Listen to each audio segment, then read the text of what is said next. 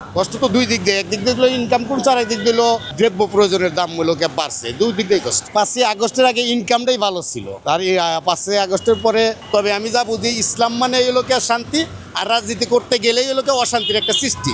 যে দলই করুক, ইসলাম জামাত ইসলাম করুক, বিএনপি করুক, আমলিগ করুক, যে দলেরই রাজনীতি করুক, রাজনীতি করতে গেলেই অশান্তি সৃষ্টি করা লাগবে। একজন মানুষের আরেকজন মানুষের উপর জুলুম করা লাগবে না, সে রাজনীতি করতে পারবে না। বর্তমানে রাজনীতির প্রেক্ষাপট এমনই চলতেছে। কারণ 71-এর যুদ্ধকে অস্বীকার করার মতো কোনো অপশন নেই, বা এটা অস্বীকার করা যাবে না, কারণ খুব ত্যাগের বিনিময়ে বাংলাদেশ গঠন হয়েছে।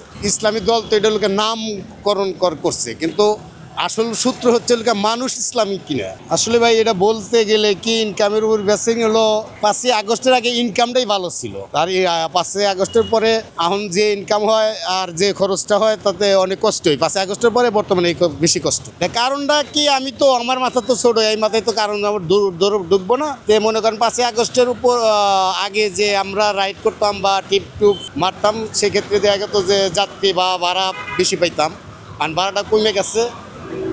আমার মনে হয় যে এটা হলো বাংলাদেশের অর্থনীতির প্রভাব পড়ছে, যার কারণে মনে হয় যে আমাকে ইনকামটা কমে গেছে। এখন সেইটা হলো কেন হতে পারে বলতে, মনে করেন যে যদি কালে ওই দেশে যদি অর্থনীতি যদি কালে সমন্বয় থাকে, সেক্ষেত্রে সবারই ইনকামটা বেশি বাড়তি থাকে। আর যদি অর্থনীতির প্রভাব পড়ে, সেক্ষেত্রে হলো কেমন সবারই ইনকামটা কমে আসে। এটা যদি কেউ ভালো ইনকাম করে, সে হলো 200 টাকার ভাড়া বা 250 টাকা দেওয়া বা যাইতে পারে। আর ইনকামটা যদি কমে থাকে, আমাকে যাত্রীর ইনকাম কমে গেছে হয়তো, সেক্ষেত্রে মনে করেন যাত্রী হলো যে জায়গায় সিএনজিতে যাইতো, সেই জায়গায় হয়তো বাস বা অন্য কোনো কিছু ব্যবহার করে, সেক্ষেত্রে আমাকে ভাড়াটার কামটা কমে গেছে। নিত্য প্রয়োজনীয় যে দ্রব্যগুলো আছে, সেগুলো তো আমরা প্রতিনিয়তই তাদের সাথে লোকে মনে করেন বাজারের সাথে যুদ্ধই করি। প্রতিদিন কাজ করি, প্রতিদিন কাজ শেষে লোকে বাজার করে নেয়, বাসায় যেতে হয়। সব কিছুর দাম বাড়তি, কোনো কিছুর দাম কমছে আমার মনে হয় না। হ্যাঁ, কষ্টই তো, সাধারণ মানুষের জন্য তো কষ্টই। যারা হলো ওই দিন মজুর বা নিত্য প্রয়োজনীয় বাজার ঘাট করে প্রতিদিনের ইনকাম দেয়, প্রতিদিন চলে, তাদের জন্য তো কষ্টই। কষ্ট তো দুই দিক দিয়ে, একদিক দিয়ে হলো ইনকাম কমছে আর একদিক দিয়ে হলো দ্রব্য প্রয়োজনের দাম মূলকে বাড়ছে, দুই দিক দিয়ে কষ্ট।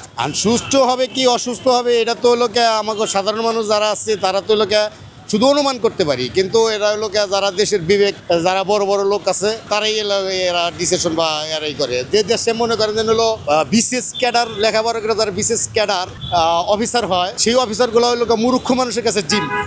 একজন বিশেষ ক্যাডার মূর্খ মানুষের কাছে জিম্পি থাকে, সে ভালো কিছু আশা করা যায় না।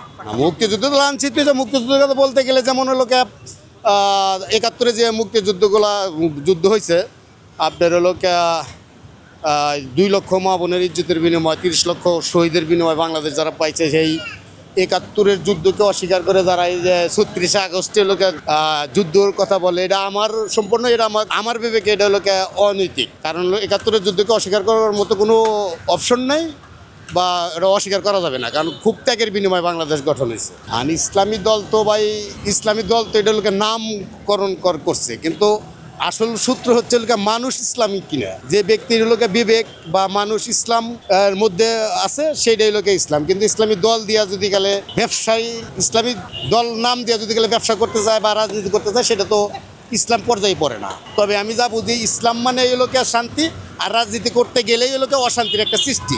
যে দলই করুক, জামাত ইসলাম করুক, বিএনপি করুক, আমলিগ করুক, যে দলেরই রাজনীতি করুক, রাজনীতি করতে গেলেই অশান্তি সৃষ্টি করা লাগবে। একজন মানুষের আরেকজন মানুষের উপর জুলুম করা লাগবে না, সে রাজনীতি করতে পারবে না। বর্তমানে রাজনীতির প্রেক্ষাপট এমনই চলতেছে।